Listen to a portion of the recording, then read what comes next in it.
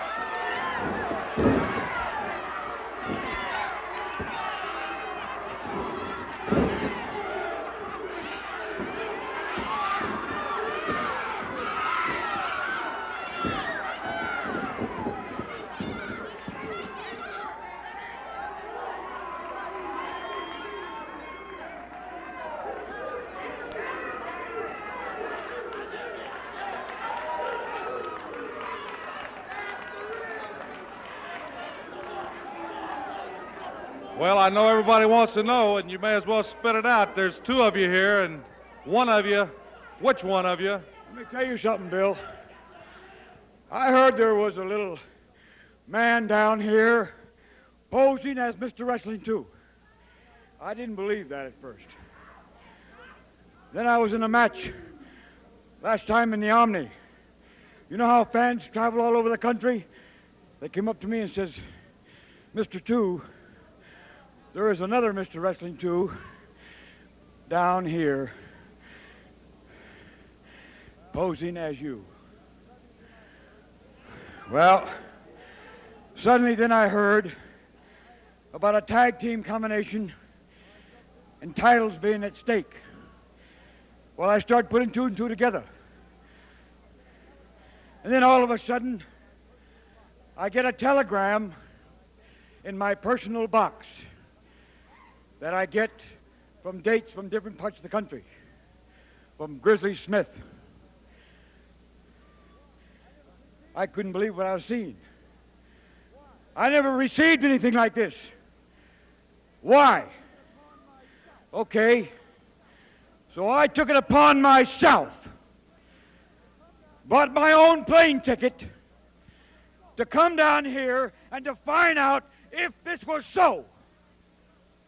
Well, okay, it's so.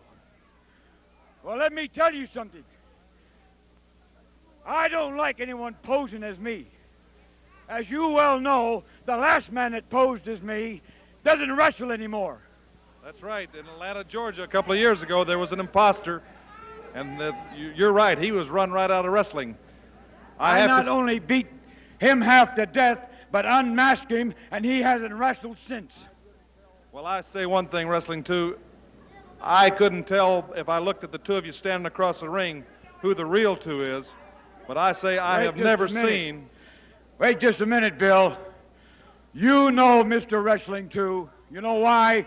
Mr. Wrestling 2 has never run from a man in his life.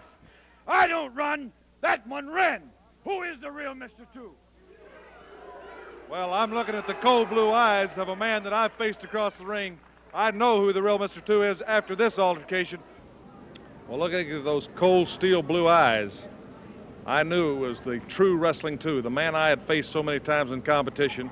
And I'm sure Grizzly Smith knew that a plot had been nipped in the bud, a very infamous, devious plot. And we thought then that Wrestling 2 being on the scene, that Junkyard Dog and Mr. Olympia would get a fair shake.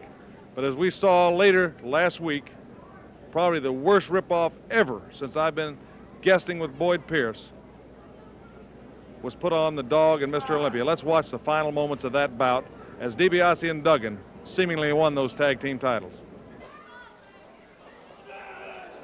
I couldn't see whether a tag was made or not. I think Duggan was trying to tag behind Mr. Olympia's back.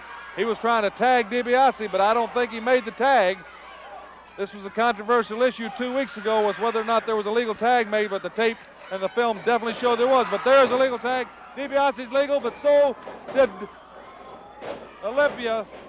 He tagged Lightning.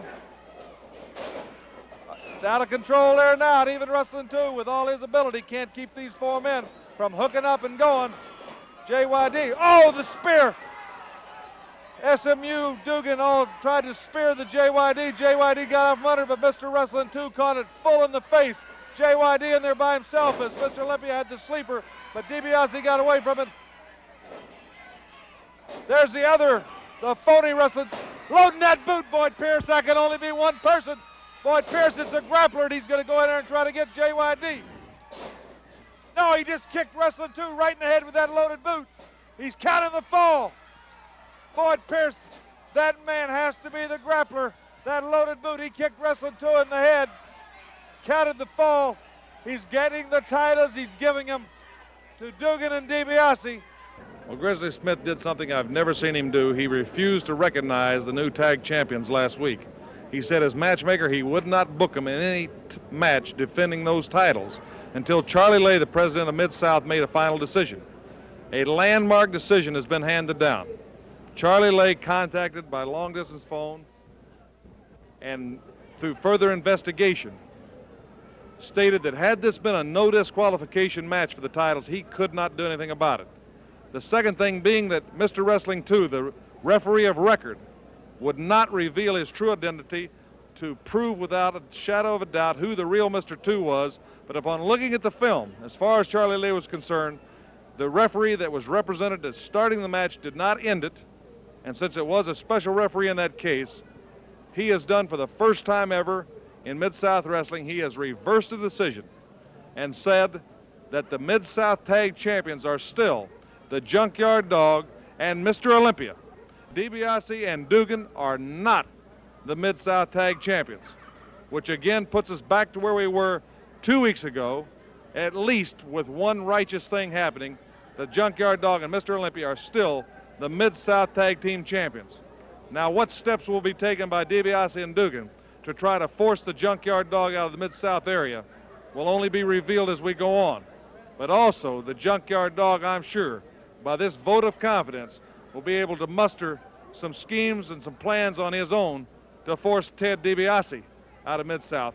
The benefactors will be all the fans and those of us that will watch and see what happens. I don't believe what I just heard, Boyd Pierce. For the first time in the history of Mid-South sports, they've actually reversed a decision, something that happened here on TV. And you people out there, as well as you, Boyd, know that there's times when there's been 12 men on a football field, when there's been basketball fouls that don't get called, and the decision's been allowed to stand. Now, whether I like it or not, Ted DiBiase and Hacksaw Duggan had a good plan there, and it should have been allowed to go through. And Boyd, I know that except for this Mid-South title, that the Junkyard Dog had lost all his titles, that Louisiana title. And what I'm curious about, and of course the North American heavyweight title to Ted DiBiase, what I'm curious is the Junkyard Dog lost his touch. Is Mid-South protecting him now? Just a minute, I'll step in as host to guest commentator before we get started. You yourself should know better than anybody in the dressing room or the fans in the audience that the Junkyard Dog needs no protection from anybody. Right now, let's go to the ring for the introduction of the opening event. Here's Reeser Bowden. And this event is for one fall with a 10-minute time limit. In the red corner at 235 pounds from Charlotte, North Carolina, Billy the Star Child Starr.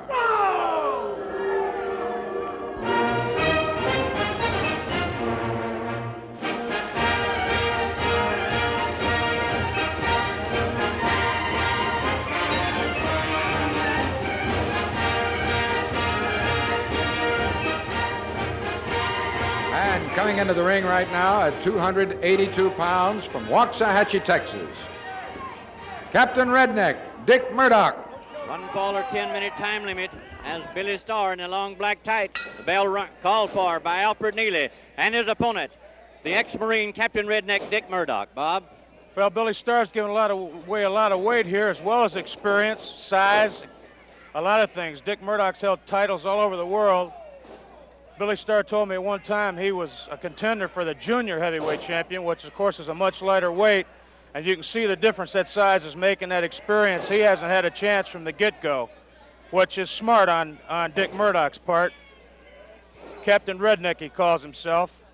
He takes him, smashes his head in that turnbuckle. Now he's got what you'd call a blitzkrieg. He's been on him from the start of the match.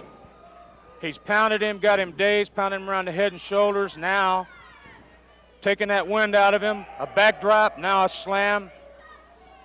When you get slammed from that 6'4" man down onto the mat, it takes something out of you. You see Starr, match only a minute. Oh, well, he's coming back a little bit. He's a pugnacious type individual, but I think he's bitten off more he can chew here. Murdoch has, his defeats in the last 5 years can be counted on just one or two hands. So, again, lightning was striking a bottle for Billy Starr if he could get a victory. Well, Murdoch's going for that brain buster. If he gets it, he's up. He's going to get this one, Boyd, and it's over. Nobody's kicked out of that. The 3 count. And Captain Redneck, Dick Murdoch, triumphant as his hands being raised. We'll be back when action continues on Mid-South Wrestling Television Network.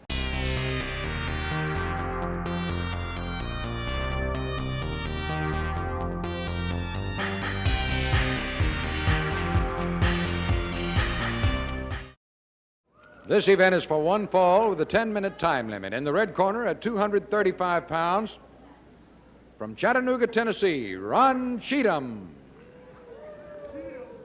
And in the blue corner at 242 pounds, former Mississippi heavyweight champion, current co-holder of the Mid-South Tag Team belts, Mr. Olympia. The introduction now from the Lookout Mountains of Tennessee, the long purple tight-clad Ron Cheatham as he takes on the popular Mr. Olympia. Rick Pereira is the referee, Bob Root.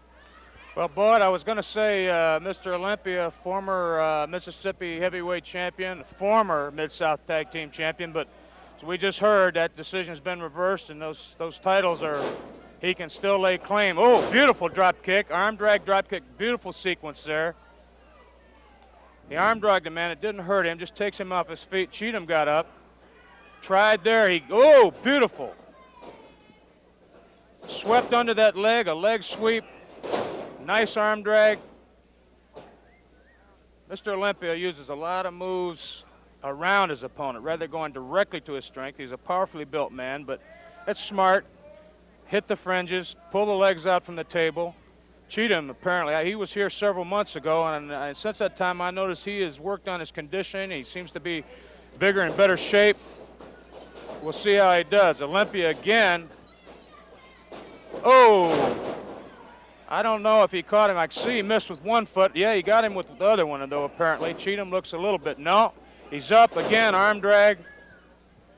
So far, Olympia is dictating both the pace and most of the moves in this match. Cheatham is trying to be aggressive, but apparently he is going to reconsider now, which is if you were keeping points on this match, it would be a good thing for him to do.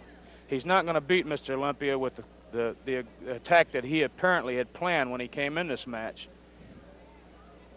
Sometimes that added weight does you some good, sometimes it doesn't. If you can make it work for you, it doesn't help to have a lot of muscles if you can't use them.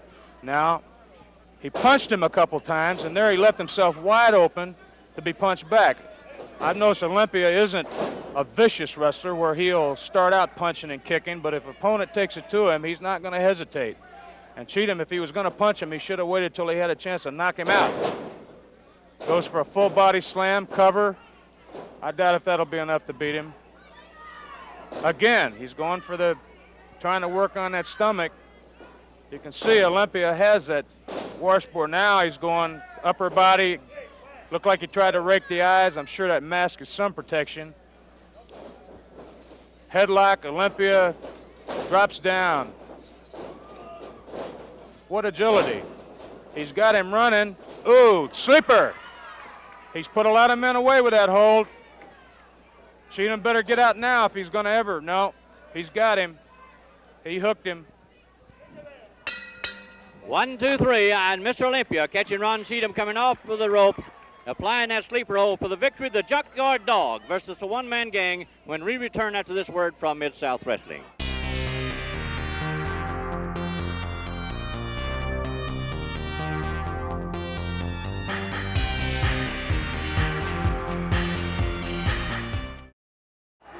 This event is for one fall with a 10-minute time limit. In the red corner at 454 pounds, General Skandor Akbar presents the one-man gang.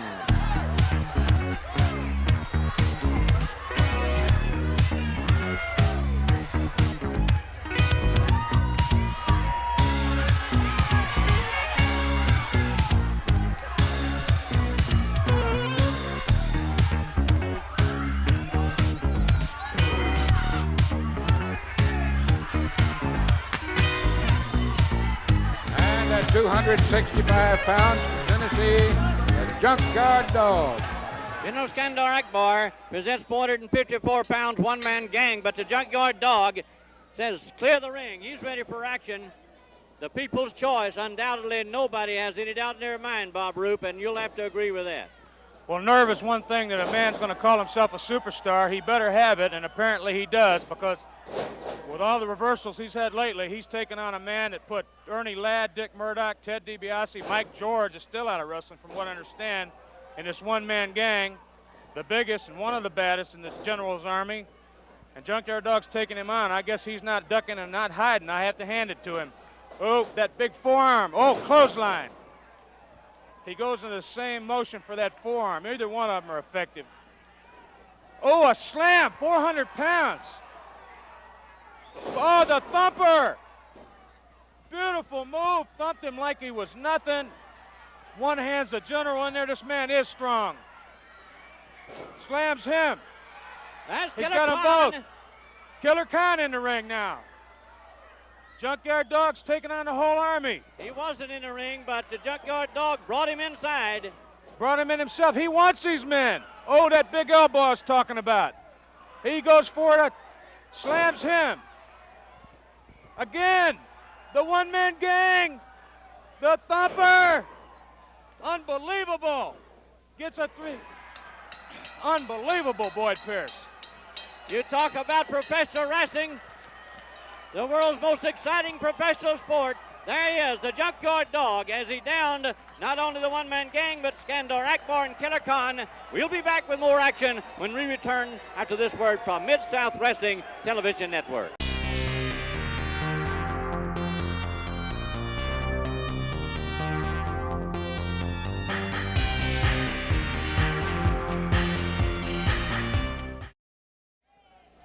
Well, Boyd, you know, Ted DiBiase and Dick Murdoch have been closely tied. Dick Murdoch takes credit for actually breaking Ted DiBiase into professional wrestling, but I understand that their former friendship has turned into some pretty bad blood, and I guess it was just 2 weeks ago right here on Mid-South that something happened that really brought that to a boil. Is that right? That's right, and we're going to watch that confrontation right now, then go directly to the ring for the next match. And spilling outside the ring, Ted DiBiase to his aide, Hacksaw Duggan. Murdoch moves the referee Alfred Neely out of the way and uses his foot.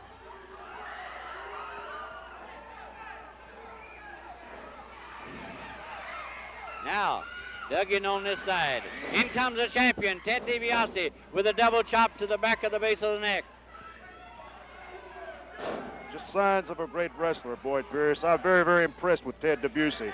You know, he took everything that Dick Murdoch had to offer. Murdoch was working intently on that knee. DiBiase has made a tremendous comeback. Here it goes. Atomic drop. Cape Canaveral, whatever. Murdoch rolled him up. There, and Duggan was in the wrong place. And they collided, Dick Murdoch and Hacksaw Duggan, who had stepped up on the apron of the ring. Getting interesting, Boyd Pierce. Oh, that DiBiase never stops. He never quits. What a great North American champion. This could be it.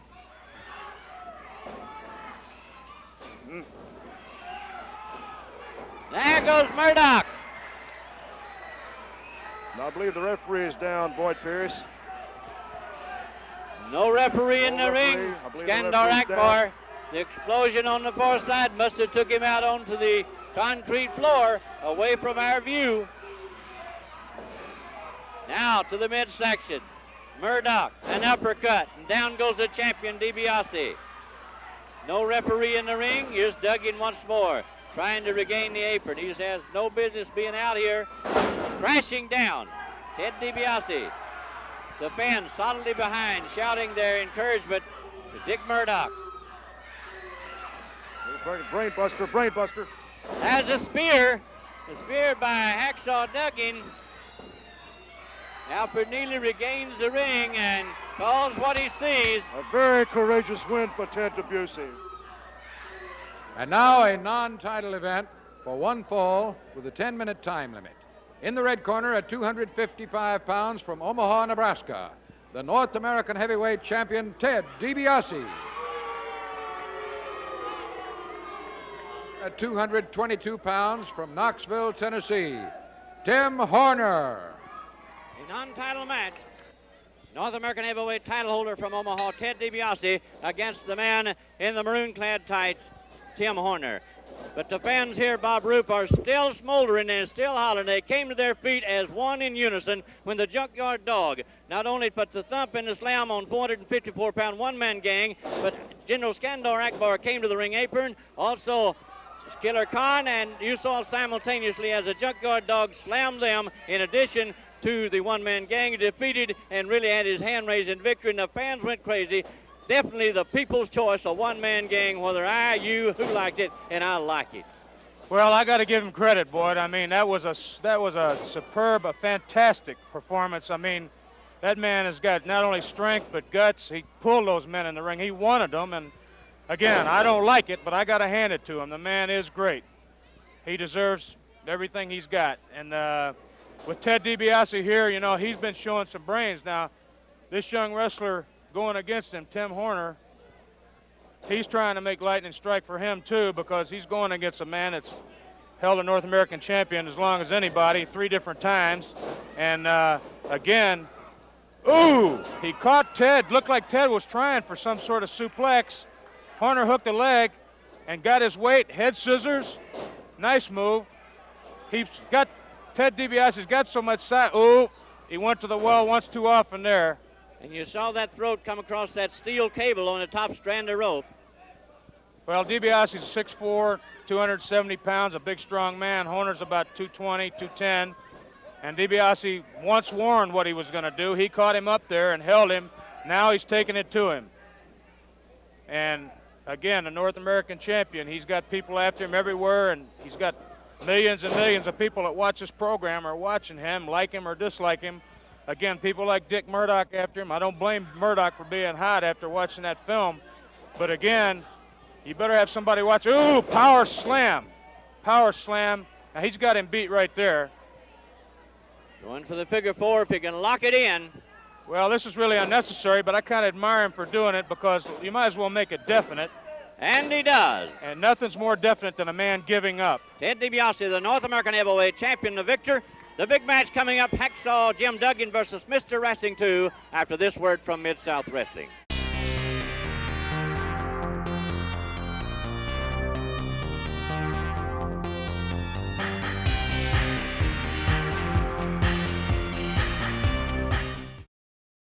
This event is for one fall with a 10-minute time limit. In the red corner at 270 pounds from New York City, Hacksaw Duggan. And in the blue corner at 236 pounds from Atlanta, Georgia, a former North American heavyweight champion, Mr. Wrestling 2. This event, the big man from New York State, Hacksaw Jim Duggan, who's on the Suicide Squad and on the specialty teams for the SMU Mustangs in the Southwest Conference in college, and in the Atlanta Falcons in pro football. Been talking about Atlanta. His opponent hails from that city and that state of Georgia, Mr. Wrestling 2. Bob? Well, it was in Atlanta about 3 years ago, 1978-79, that Mr. Wrestling beat Ernie Ladd for the North American title. He held it for about a year. He's known all over the world. His reputation speaks for himself. You know, these two men are indirectly involved from last week. Mr. Wrestling 2 was the referee in that Mid-South Tag title match. Oh, he went for that knee there. That knee lift that has won probably hundreds and hundreds of matches for him, and you got to give Duggan credit. He wasn't suicidal enough to go into that knee. He definitely rolled right away from it, which showed some smarts on his part. You know, this man is not just a dumb animal. He's got some great credentials, like being kicked out of the pro football, but he's not just a dummy. He likes to hurt people. He likes to use his own body to do it. He doesn't mind. You can see he's taped up. He's got knee braces on, and he doesn't mind getting hurt as long as somebody else is there with him. But he's not stupid, and I don't think Ted DiBiase would want him as a partner if he didn't have a calculating kind of a brain. And he is double tough. Now again, Wrestling 2 using that experience. It's got it. Ooh, went for it again. Now Duggan is definitely watching out for one move, you can see. Well, Mr. Wrestling 2 going for that power knee lift, and at the same time, Jim Duggan wisely once again as Hacksaw comes out of the ring for a moment's respite. Well, he's having to regroup and sort of reorganize his plan of attack, because what he's tried so far has not worked. And a lot of competitors that have gone against Mr. Wrestling 2 have found out that that is exactly the situation. He's for example here, with very little stress to him, because your legs are much, much stronger than your arms in most cases. He's using his legs to put pressure around the chest, thorax, throat, face, cut off the breathing in several different ways, cut off the circulation. Duggan came out of that pretty easy. Well, Wrestling 2 countered that again, comes up with an arm lock. Again now, he's bringing his weight to bear on Duggan. He's making him carry the two of them. And he is putting pressure on that shoulder joint, constricting the chest area where breathing's a little more difficult. If you can get a man tired and blowed up, he's much easier to beat. Duggan, from my viewpoint, is giving him too much warning about what he's going to do. He's too obvious with his moves. And he shows his temper there, that big foot stomp that he seems to have trademarked. I'm not sure exactly what he's doing with it, but again, Wrestling 2 on the offensive, very aggressive wrestler. Now again, he's punishing the extremities. He was working on the head, he went to an arm, now he's working on a leg. That 52-inch chest that Hacksaw Duggan has is probably not a smart place to attack. So he's working on the legs, he's weakening the man, looking for an opening, looking for some place. Again, with those knees heavily padded, those knee pads, that far leg, he looks like a pulled hamstring, a adductor muscle of some kind. And he's smart to work on an area. If a man's hurt, unfortunately, he should not telegraph it. Now again, he got too close. Duggan went after that mask, and I know from my own experience, you go after that mask on Wrestling 2, it's like knocking over a hornet's nest. He just kicks it into high gear. That's been his trademark, and I don't think, I think you're going to have to probably have him totally unconscious before you do anything like taking that mask off. A lot of people have tried, and I don't know if anybody's been successful. Now again, he's working on the upper body. He's got a head and an arm this time, a cross lever, putting the pressure on, making Duggan carry him. He's not carrying his weight at all. He's got Duggan bent over, where again, breathing is much more difficult, making him carry him. Very, very smart. Intelligent wrestler, experienced. His reputation was not earned by any flukes. He's a tough competitor. I look forward to beating him sometime real soon. Well, I say that. He's a hard man to beat, but of course, everybody can be beaten. No unbeatables. Junkyard Dog just showed that. He beat 3 men.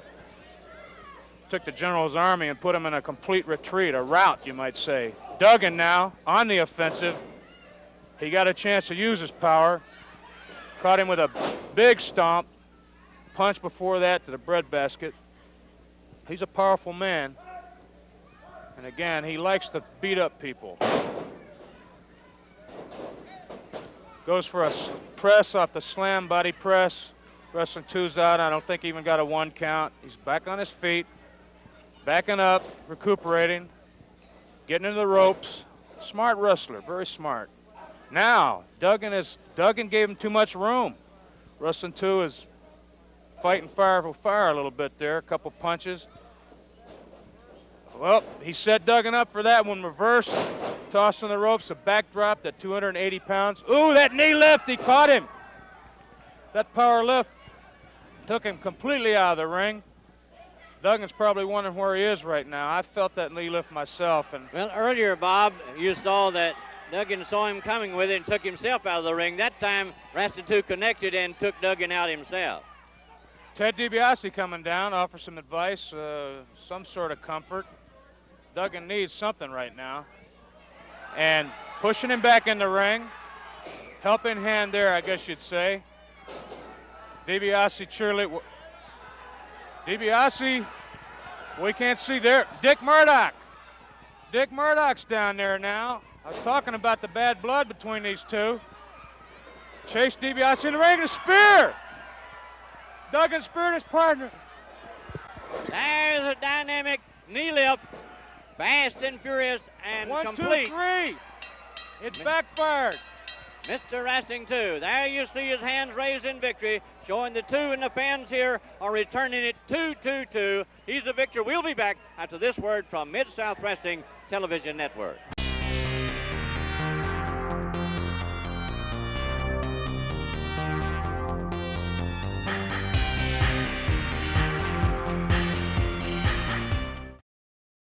This event is for 1 fall with a 10-minute time limit. In the red corner, at 244 pounds from parts unknown, the Grappler.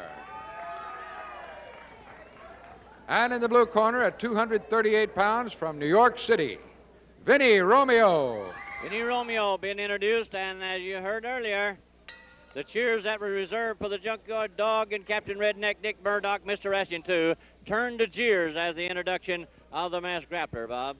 Well, there's some conjecture that Grappler was the double for Wrestling 2 that was trying to step in there and be the referee in that special match. Vinnie Romeo showing some real agility here, and the Grappler also. Grappler's, his reputation as the Grappler speaks for itself, but you know, with masked wrestlers, it's hard to tell. He's built, he and the Wrestling 2 that was out here a minute ago are built very similar. They're compactly built, approximately 6 feet tall. Both of them wear masks, so I mean, it's kind of hard, from my point of view, to say whether to take one man's word or the other. And they have similar moves inside that ring.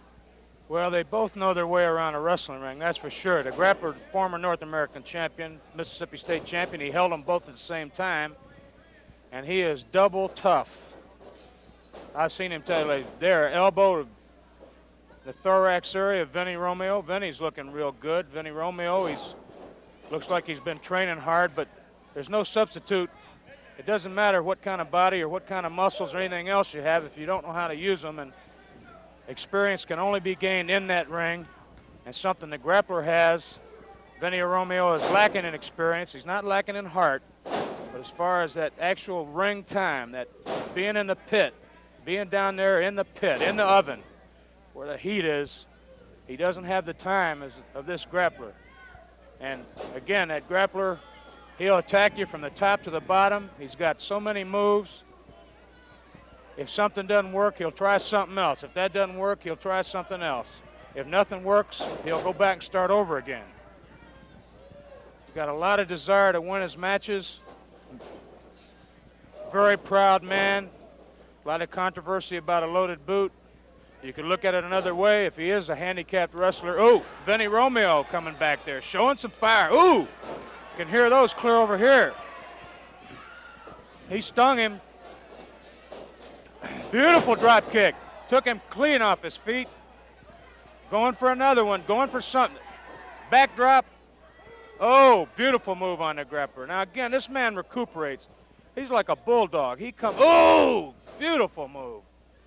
He dropped him flat on the back of, what's this? That's wrestling too. That's the exact same motion as Mr. Wrestler number 2. He gets a 3 count. Wait a minute now. Now what's this? Wrestling 2 interfering in his match? No, Wrestling 2, Boyd seems to be saying, now who is who here? You saw that the grappler, when he held his arms up and hit him with that power knee lift, both men can use this power knee lift, but in this case, the grappler does seem to be leaving the area and still in the air. The grappler left with a victory. Colonel Buck Robley in action when we return after this word from Mid-South Wrestling.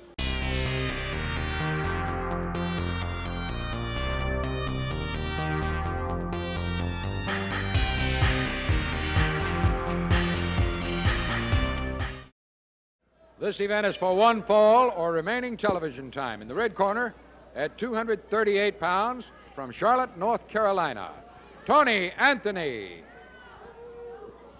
And in the blue corner, at 242 pounds, from Amarillo, Texas, Buckley Christopher George Robley III. Tony Anthony now in the black tights against the man with the yellow shirt who says, nobody calls me yellow. That's unmistakably Colonel Buck Robley. Bob Roop, you saw the masked grappler make a swift knee, or take it right to Vinnie Romeo and gain the victory, but you also saw the same grappler make a swift exit when Mr. Wrestling came upon the ring for the challenge. Well, that's true, Boyd. You know, I wish the 100 million people or so that watch this program had a chance to sit where I'm sitting and see this action up close. I mean, I'm telling you, I've been around wrestling programs all over the world. I'm talking about Japan, the Far East, and a lot of places, and I see things here on Mid-South Sports that just fascinate me, and I've been around a long time. Back to the ring, Buck Robley again. Nobody called me yellow. Tony Anthony, a young man on the way up. He just returned from South Africa where he beat legendary Jan Wilkins over there and so had a very triumphant run in South Africa. But Buck Robley, very, very vicious. He's got a lot of great credentials, really. He's vicious, backstabber, backbiting, nasty, do anything to win. His only weak point, I would say, is that he seems to be wanting people to like him, but that still doesn't take away from him being a tough opponent. And if I beat a man like Buck Robley, believe me, it's one that goes down in my books because it means something. And in this case, now now, the old Buck Robley would not give Tony Anthony a chance like that. He raised his hands. He would have been punching his brains out. It cost him, too. He's taken 3 punches, elbow to the back of to the thorax, and it's actually the man got a cover on him, which it racks up points for Anthony as far as being a competitor. But Robley showing that he's tough. He's just a tough guy. He got up off the floor, and it's kind of with attitude like this guy made him mad, it looks like, because he's not showing the effects of those punches and those things that he took a minute ago. He's got him going now, kind for kind, the backdrop. Ooh, oh, he kicked him right in the head. Now that's the old Buck Robley. Ooh, drops another forearm elbow right across the man's face. That's all she wrote. 1, 2, 3. That's Buck Robley. Buck Robley, the colonel in the yellow shirt, nobody calls me yellow, proved it once again as he gained the victory. Our time is just about gone. We want to tell you that next week, General Skandar Akbar will not be the manager. He'll be the wrestler. He'll be inside that ring. Also, Kelly Kaniski, who was here some 2 years ago, will be back on Mid-South Wrestling next week. To our guest commentator, Bob Roop, thank you so much for your expert expertise and your commentary. And to you wrestling fans, oftentimes we don't say thank you. We appreciate you all the time, though, and we ask you to watch with us next week. Until then, I'm Boyd Pierce saying goodbye, everybody, for Mid-South Wrestling Television Network.